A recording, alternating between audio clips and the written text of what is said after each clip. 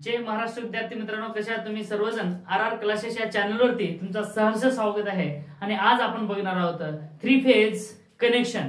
आता three phase कनेक्शनचे काही व्हिडिओ आपण टाकलेले आहेत आणि त्यानंतर या व्हिडिओमध्ये आपण बघणार आहोत थ्री फेज कनेक्शन मध्ये जे काही लोड आहे तो बॅलन्स आहे का अनबॅलन्स आहे, किंवा जो काही सर्किट आहे तो बॅलन्स आहे का अनबॅलन्स आहे आपल्याला बघायचं आहे. मग बॅलन्स थ्री फेज सर्किट आहे. मग बॅलन्स थ्री फेज सर्किट मध्ये सर्वात अगोदर आपण घेत आहोत स्टार कनेक्शन. काय घेतोय? Star connection. ही जी काही सर्किट दिसते तुम्हाला, ही जी आहे ते कोणती आहे? Star connection. आता स्टार कनेक्शन हे कशावरून सांगितलं तुम्ही? कारण स्टार सारखं दिसतो म्हणून स्टार कनेक्शन. पहिले कंडिशन ठीक आहे. त्यानंतर नेक्स्ट कंडिशन काय? बघा, प्रत्येकाचे तीन फेजेसचे एक एक वाइंडिंग काय केले आपण? शॉर्ट केले. मग प्रत्येकाचे एक एक टर्मिनल एकाच ठिकाणी शॉर्ट होतात. अशा वेळेस आपण त्याला म्हणतो स्टार कनेक्शन. आणि यामध्ये आपल्याला बॅलन्स आणि अनबॅलन्स बघायचं आहे. तर सर्वात अगोदर बघतो आपण बॅलन्स. आणि या बॅलन्स मध्ये आपण लोड लावले. तिन्ही फेजला किती लोड लावले? तर तिन्ही फेजला लोड लावले. मग तिन्ही फेजला लोड लावले म्हणजे कोणता लोड लावले? झड. आता झड का बरं म्हटलं? झड म्हणजे काय रे? इम्पिडन्स. आता इम्पिडन्स हा आहे झड. इम्पिडन्स काय? झड आहे. पण या इम्पिडन्स मध्ये आपल्याला शिकायचं आहे की बाबा लोड किती टाईपचे असतात. सांगा बरं किती? मी सांगितले किती टाईपचे load? Resistive load, inductive load and capacitive load. म्हणजे तीन टाईपचे लोड आहेत.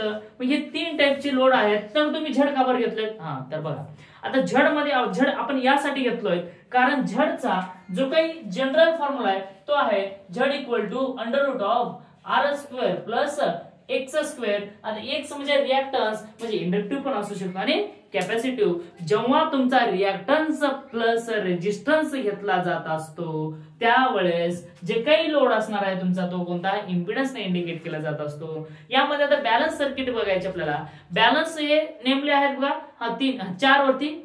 चार कंडिशन वरती डिपेंड आहेत. मग ती चार कंडिशन कोणते काय मी सांगणार बघा. आता बघा, या ठिकाणी जो काही झड आहे, बरं झड कशामध्ये मेजर केले जात असतात सांगा बरं? कशामध्ये? ओहम मध्ये. हे समजा 7 ओहम आहे, हा सुद्धा 7 ओहम आहे, हा सुद्धा किती? 7. तिन्ही जे काही इम्पिडन्स लावलेले आहेत तिन्ही फेजला, पर फेजला. तिन्ही पर फेज म्हणजे काय? प्रत्येक फेजला जो काही इम्पिडन्स लावले तो 7 ओहम, 7 आणि 7 ओहम. म्हणजे याचा अर्थ असा होतो का बघा रे? याचा अर्थ असा होतो का Z1 equal to Z2 is equal to Z3 होतो का? होतो का नाही? बघा, जेव्हा तुमचा लोड प्रत्येक फेजचा सेम असतो तेव्हा सर्किट तुमची बॅलन्स असते. बॅलन्स म्हणजे काय? बॅलन्स म्हणजे बघा, तुमचं तराजू माहिती आहे? तराजू माहिती आहे की नाही? मग इकडं पण सेम वेट आणि इकडं पण सेम वेट जर असेल तर तो बॅलन्स असतो. एक खालीवरी असतो का नाही? असतो? नसतो. दोन्ही साईडला 1-1 किलो जर ठेवला तर काय झाला? तो काय असतो? बॅलन्स असतो. म्हणजे काय? एक खाली एक वरी असतो का? नसतो. सेम असतो म्हणजे बॅलन्स. ते हलतो का? असं होतो का? होत नाही. म्हणजे कसा असतो? बॅलन्स. मग बॅलन्स कधी?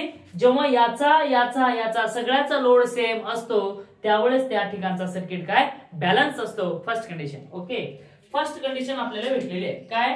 When the load connected per phase is equal to another phase load. बघा, म्हणजे याचा अर्थ काय? ऑल ओव्हर फेज म्हणजे काय? सगळ्या फेजचा लोड हा सेम असायला पाहिजे. All phases load are same, then circuit we can said काय? बॅलन्स. बरोबर. मग सर्किट कशी झाली? बॅलन्स झाली. चला, त्यानंतर नेक्स्ट दुसरी कंडिशन काय आहे बघा. दुसरी कंडिशन आता हे तर झाला. मग त्यानंतर यामध्ये दुसरी कंडिशन आहे, जेव्हा आपण फेजर डायग्राम घेतले. आपण काय घेतले? Phasor diagram. काय घेतले? फेजर. मग फेजर डायग्राम मध्ये आपल्याला एक शिकायला भेटलं होतं ते काय? जे काही तीन फेजेस आहेत यामध्ये जो काही फेज डिफरन्स आहे प्रत्येकाचा काय? फेज डिफरन्स म्हणजे बघा असा होता बघा, ते असा. आणि इथं आर असेल, इथं वाय आणि इथं बी. हे 120 होता, हे 120 डिग्री आणि हे 120. म्हणजे प्रत्येकाचा फेज डिफरन्स म्हणजे इथून एवढा जो काय आहे त्याला म्हणतात आपण फेज डिफरन्स. मग हे फेज डिफरन्स कशाचा? प्रत्येकाचा सेम असायला पाहिजे. म्हणजे इथं सांगू शकतो आपण phase difference will be same. म्हणजे फेज डिफरन्स कसा असायला पाहिजे? सेम. प्रत्येक फेज मधला जो काही अँगल आहे तो कसा असायला पाहिजे? सेम असायला पाहिजे. प्रत्येकाचा अँगल कसा? सेम. चला, हे दुसरी कंडिशन झाली. तेव्हा सर्किट काय असतो? बॅलन्स. बरं, जर सर्किट बॅलन्स बरं हे वेगळं असेल, हे 110 असेल, हे 130 आणि हे 120 जर असेल तर काय झालं? याचा वेगळा आणि याचा वेगळा. म्हणजेच काय झालं? ते बॅलन्स झाला का? झाला नाही. आता थर्ड कंडिशन बघा. थर्ड कंडिशन काय आहे, थर्ड कंडिशन मध्ये आपल्याला सांगता येते की जे काही प्रत्येकाची फेज करंट आहे, प्रत्येकाची फेज करंट, आता फेज करंट म्हणजेच काय रे, आय एल, आता किंवा घ्या आय फेज, बघा आय फेज किंवा फेज करंट असे घेऊ आपण, phase current, phase current, phase current of all phase, of phase current of all phase will be same. Phase current कशी असायला पाहिजे, सेम. प्रत्येकाची फेज करंट कशी असायला पाहिजे, याची करंट म्हणजे याच्यातून जाणारी करंट, याच्यातून जाणारी करंट आणि याच्यातून जाणारी करंट, प्रत्येकामधली करंट ही सेम असेल तेव्हा सर्किट आपले बॅलन्स असते. काय म्हटलं मी, प्रत्येकामधला करंट जाणारा सेम असेल तर सर्किट कसं झाला, सेम. बरं चौथी, आता बघा चौथी कंडिशन काय, फोर्थ कंडिशन काय. आता फोर्थ कंडिशन मध्ये सांगता येते आपल्याला फेज व्होल्टेज. आता काय बघा, phase voltage, phase voltage of all phases, of all phases will be same, will be same. बघा मी काय सांगितलं, चार कंडिशन सांगितलं. जर बॅलन्स जर सर्किट असेल, जर सर्किट जर बॅलन्स असेल तर त्याचा लोड प्रत्येकाचा सेम असायला पाहिजे, फर्स्ट कंडिशन. सेकंड कंडिशन काय आहे, phase difference will be same, म्हणजे या दोघांमध्ये जे काही डिफरन्स आहे, जो काही अँगल आहे तो कसा असायला पाहिजे, सेम. तिसरी कंडिशन काय आहे बघा, phase current of all phases, प्रत्येक फेजेस मधले जे काही करंट जाणारे आहे ते कसे असायला पाहिजे, सेम. ओके. त्यानंतर चौथी कंडिशन काय, फेज व्होल्टेज, म्हणजे याचा व्होल्टेज, याचा व्होल्टेज आणि याचा व्होल्टेज असा कसा असायला पाहिजे, सेम. आणि तेव्हा मात्र आपले सर्किट काय होत असते, बॅलन्स. तेव्हा मात्र आपली सर्किट कोणती असते, बॅलन्स. ओके. त्यानंतर दुसरी अजून बरं, ह्याच्यामध्ये फेजच काय, फेजच काय, लाईन असेल तर चालणार का, चला चालतं. म्हणजे लाईन व्होल्टेज, लाईन व्होल्टेज आपण पाचवी कंडिशन. चला पाचवी कंडिशन काय, चला घेऊनच शकतो आपण काय त्याला. हा पाचवी कंडिशन काय, फेज करंट झाला, फेज व्होल्टेज झाला, त्याच्यानंतर फेज डिफरन्स झाला आणि लोड झाला. मग आता त्यानंतर पाचवी आहे the line voltage, the line voltage across circuit, across circuit. म्हणजे कुठल्या का फेज घेणार तुम्ही, आर वाय घ्या, वाय बी घ्या किंवा आर बी घ्या किंवा त्याच्यानंतर वाय बी घ्या. ओके. म्हणजे कुठलं काय घेणार तुम्ही, त्याच्यातला जे काही लाईन व्होल्टेज आहे तो कसा असायला पाहिजे, सेम. म्हणजेच काय, सेम. व्हीएल कसा असायला पाहिजे, सेम. लाईन व्होल्टेज कसा असायला पाहिजे, सेम. त्यानंतर सहावी कंडिशन. आता काय, सहावी कंडिशन. चला आता सिक्स कंडिशन बघा, खूप इम्पॉर्टंट आहे, सहावं. आता बघा यामध्ये फेज, जसं फेज व्होल्टेज होता आणि फेज करंट होती ना, तशीच लाईन.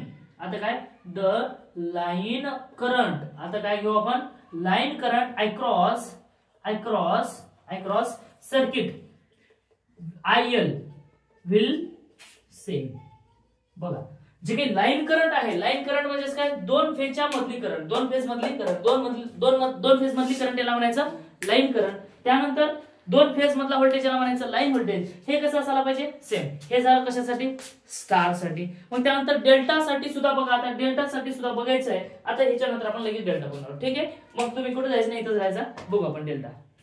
आता आपण नेक्स्ट बघणार आहोत, आपण काय, यामध्ये जे काही सर्किट आहे ते सर्किट काय, अनबॅलन्स, बॅलन्स बघितलं तर अनबॅलन्स बघायचं आहे. स्टारच आहे पण कशी आहे, अनबॅलन्स आहे. अनबॅलन्स मध्ये काय बघायचं आहे बघा, Z1 is equal to Z2 असेल, but Z is not equal to Z3. म्हणजे याचा अर्थ असं घ्या, Z1 is not equal to Z2 is not equal to Z3. म्हणजे बघा हा जो काही लोड आहे तो इक्वल नसायला पाहिजे, तेव्हा सर्किट कसं झाला, अनबॅलन्स. इथं इक्वल होता का नाही, इथं इक्वल होता, पण इथे इक्वल आहे का, इक्वल नाही. ज्या वेळेस लोड सुद्धा इक्वल नसेल त्यावेळेस सर्किट कशी असते आपले, अनबॅलन्स. म्हणजे एक खाली एक वर किंवा एक वर एक खाली, अशा प्रकारे असं, ठीक आहे. म्हणजेच काय झाला, अनबॅलन्स झाला. दुसरी कंडिशन काय, जर त्याची फेज डिफरन्स असेल, म्हणजे एक फेजर डायग्राम आहे, त्या फेजर डायग्राम मध्ये जे काही त्याचा डिफरन्स आहे तो जर वेगळा जर असेल, इथं समजा 120 असेल आणि इथे 130 असेल आणि या ठिकाणी असेल 110, ह्या सगळ्यांचं मिळून 360 डिग्री येतो. पण याचा याचा फेज डिफरन्स वेगळा, याचा याचा फेज डिफरन्स वेगळा, याचा याचा फेज डिफरन्स हा वेगळा. जेव्हा फेज डिफरन्स वेगळा असतो तेव्हा सर्किट हा अनबॅलन्स असतो. त्यानंतर काय, त्यानंतर phase current of all phases circuit will be same. जर सर्किट हा सेम, सर्किट मधला करंट प्रत्येक फेज मधला, प्रत्येक लाईन मधला जर करंट वेगळा असेल तर सर्किट कशी, अनबॅलन्स. जर करंट वेगळी असेल तर सर्किट ही काय असणार, अनबॅलन्स. त्यानंतर बघा नेक्स्ट लाईन व्होल्टेज आणि लाईन व्होल्टेज, फेज व्होल्टेज. आता लाईन व्होल्टेज आणि फेज व्होल्टेज प्रत्येक आर चा, वाय चा, बी चा व्होल्टेज जर सेम असेल तर बॅलन्स. काय प्रत्येकाचा व्होल्टेज सेम असेल तर बॅलन्स, आणि प्रत्येकाचा व्होल्टेज डिफरन्स असेल म्हणजे याचा 230, याचा 260 आणि याचा 250 जर असेल, प्रत्येकाचं जर वेगळं वेगळं येत असेल तर सर्किट बॅलन्स आहे का, बॅलन्स नाही. म्हणजेच काय या ठिकाणी तुम्ही सांगू शकता फेज काय VB is not equal to VR is not equal to VY. म्हणजे हे प्रत्येकाचं कसं आहे व्होल्टेज वेगवेगळं आहे ना. म्हणजे समजा हे 110, हे आहे 220 आणि हे आहे समजा 230. म्हणजे प्रत्येकाचं व्होल्टेज वेगळं, प्रत्येकाचं व्होल्टेज वेगळं असेल तर सर्किट बॅलन्स असेल का, नाही. मग सर्किट जर बॅलन्स जर असेल तर पॉवर फॅक्टर सुद्धा कसा चांगला असतो, पॉवर फॅक्टर चांगला असतो. आणि जे काही बिल येणार आहे, जे काही आपल्या पप्पाला प्रेमपत्र येतं प्रत्येक महिन्याला MSB चा, ते कसा चांगला येतो, कारण जर सर्किट बॅलन्स असेल तर तुम्हाला जे काही भेटणार आहे तो चांगल्या प्रकारे भेटत असतो. आणि हा झाला तुमचा बॅलन्स, आणि हे झाला अनबॅलन्स, आणि हे झालं स्टार कनेक्टेड. आणि स्टार कनेक्टेड मध्ये पॉवर वगैरे सांगणार आहे, त्यानंतर आता मी प्रॉब्लेम घेणार आहे आणि ते प्रॉब्लेम तुम्हाला समजेल असं मी शिकवणार आहे. आणि जर तुम्ही ऍब्सेंट असाल, तुम्ही जर हा व्हिडिओ नाही बघितला असाल तर प्रॉब्लेम येणार आहे बघा. मग प्रॉब्लेम बघण्याच्या अगोदर हे व्हिडिओ बघून घ्यायचा. ओके ठीक आहे. व्हिडिओ आवडला असेल लाईक करा, शेअर करा आणि सबस्क्राईब करायला मात्र विसरू नका. आणि जे काही डाऊट आहे ते कमेंट मध्ये सांगा. Okay thank you, take care, bye bye.